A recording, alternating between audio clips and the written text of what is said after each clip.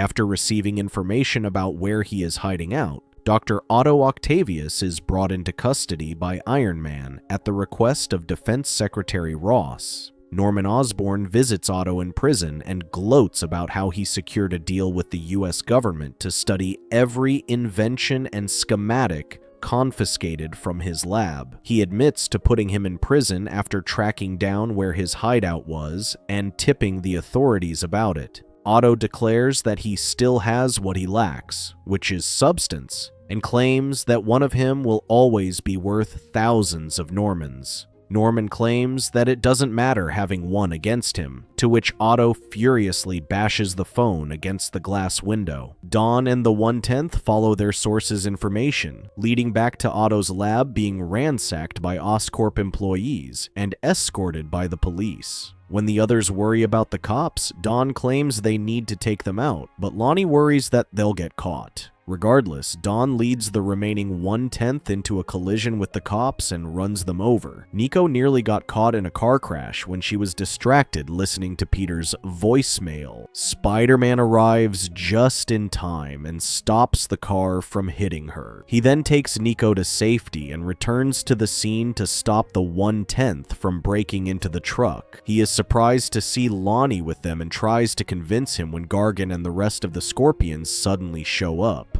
A brawl quickly starts between the two rival gangs, with Spider-Man caught in the middle, still traumatized from nearly being killed by Gargan in their last fight. Gargan jumps on the unsuspecting Dawn and tries to kill him, even with Dawn pleading for his life. Spider-Man intervenes and pulls Gargan towards him. Lonnie helps Dawn get back up, but when he asks him what to do, Dawn abandons his gang and leaves town, scared for his life. Lonnie decides to take matters into his own hands and tells Bulldozer to focus on the truck. When he approaches the truck, Carmilla Black emerges, charging him with pocket knives. Still, Bulldozer knocks her down, buying time for Lonnie to check the truck. When he inadvertently dropped a suitcase, Lonnie quickly searched the boxes for anything he could use, and the vial's contents leaked out. Little did he know that the substance he tripped leaked out a chemical smoke that made him pass out. When Gargan inadvertently hits a utility pole, Spider-Man quickly checks on a weakened Lonnie. Still, Gargan pulls him up and tries to choke him with his tail. Lonnie regains consciousness and demands Gargan drop Spider-Man, to which he charges at him with a hot stick. Just when they thought Gargan stabbed him in the chest with his stinger, Lonnie was able to stop it barehanded, discovering he miraculously developed hard skin.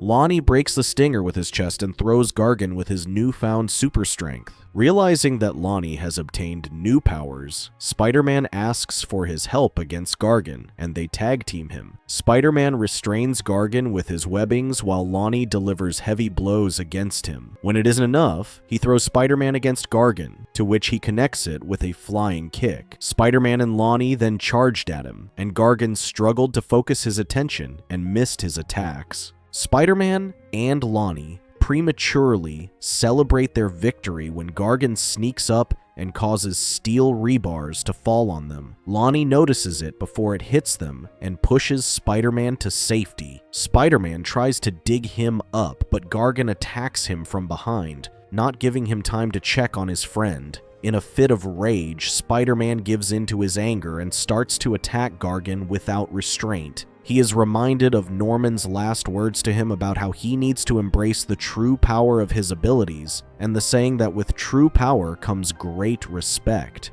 Norman tells him that he lost to Scorpion before because he held back who, unlike him, his opponent, did everything to defeat him. Spider-Man pins Gargan to the ground and pummels him like a punching bag. Lonnie stands between them when he tries to finish him off with his stinger and stops him. Lonnie claims he is a hero people look up to and doesn't need to stoop to their level. With the authorities on their way, Spider-Man leaves Gargan for the cops to find while the gang members flee from the scene. With the situation handled, Spider-Man asks Nico to meet in an alley and reveals that he is Peter Parker. Nico's near-death experience made her realize how vital Spider-Man's work is in keeping everyone safe. They quickly make up, and Peter wins back his best friend. Later that night, Norman calls Peter and thanks him for his help, claiming to have secured everything from Otto's lab. Peter tries to talk to him about losing control, but Norman interrupts him and drops the call. Later, Norman meets with the department heads and asks for updates on their assignments. He is revealed to be secretly working on replicating Spider-Man's unique DNA structure, building his army of superheroes.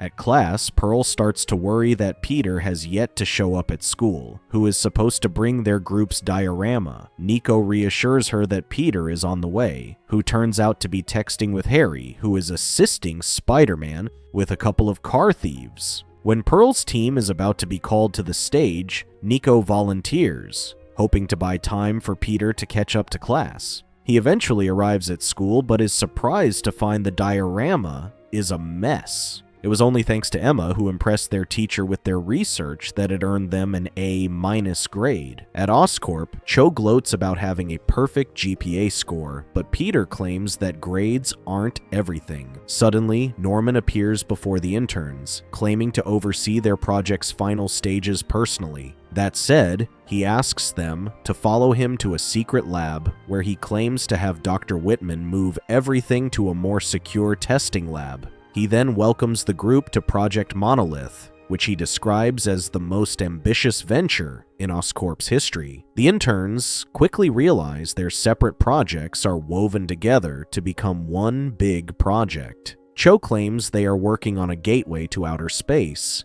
having discovered the plan from the schematics that were asked of him. Norman claims that this is a breakthrough, having unlocked faster-than-light travel. With it, they can have instant matter relocation, to which the limitless resources of the galaxy are at the tip of their hands. Norman states that they've already seen this type of technology utilized on Earth, just not by humanity. It happened with Thor's arrival in New Mexico, the Chitauri invaders in New York, and the unidentified attack that destroyed Midtown High. Dr. Connors worries that each event he mentions has caused massive destruction and reminds him to practice caution, especially in the unknown. Jean objects, claiming they didn't sign up for it, but Norman tries to convince them that their involvement will quickly skyrocket their careers. When words weren't enough to convince them, Norman ordered Whitman to demonstrate that it worked. Just as they thought it worked, Dr. Stephen Strange shows up and warns Norman to stop his experiments.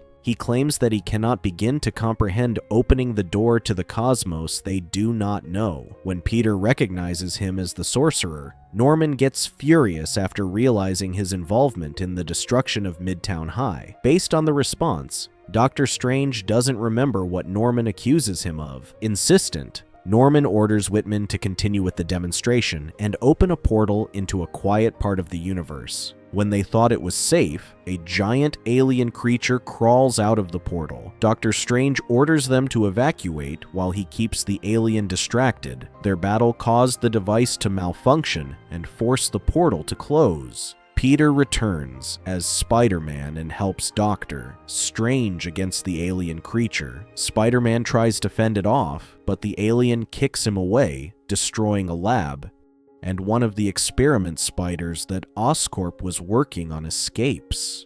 Dr. Strange tries to banish it into the dark dimension, but Spider-Man gets caught and forced to bring them back outside. Worried they won't last long against it, Spider-Man claims he can get the wormhole working again. Dr. Strange buys him time while Spider-Man works on fixing the machine. When everything he dishes out doesn't work, Dr. Strange channels power from within his locket, which the alien creature grew wary of when he backed away.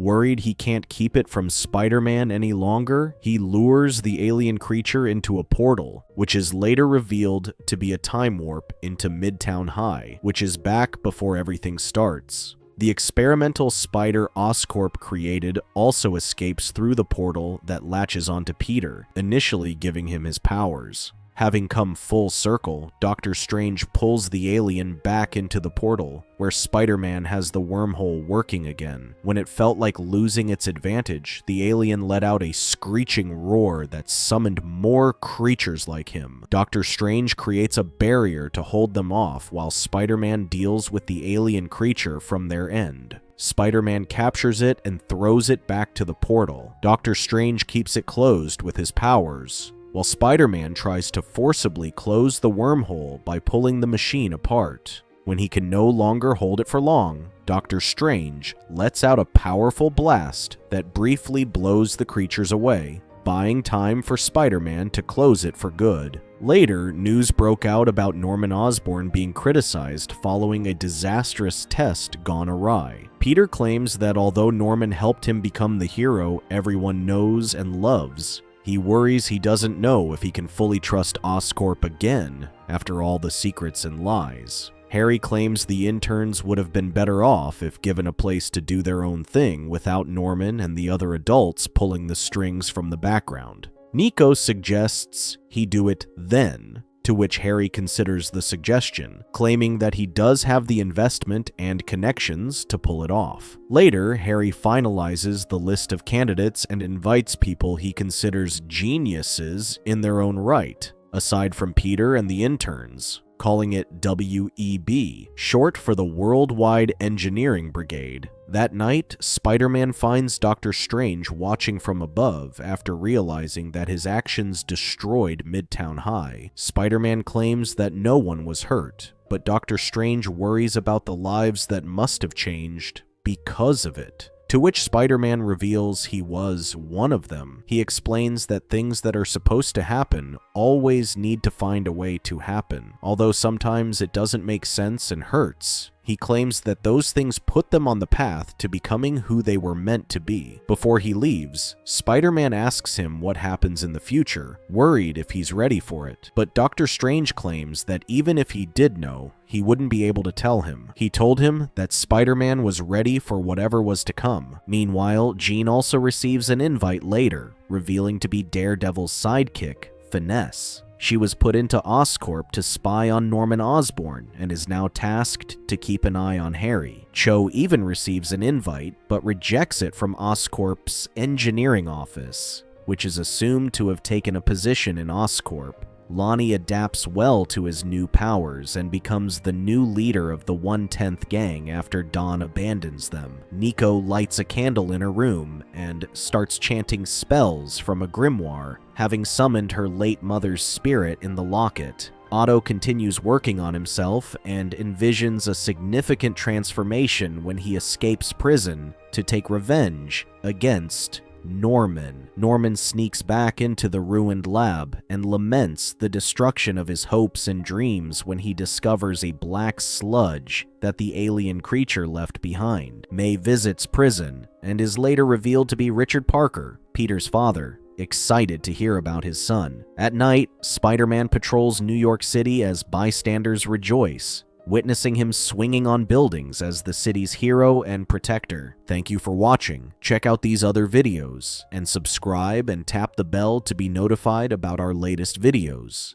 See you next time.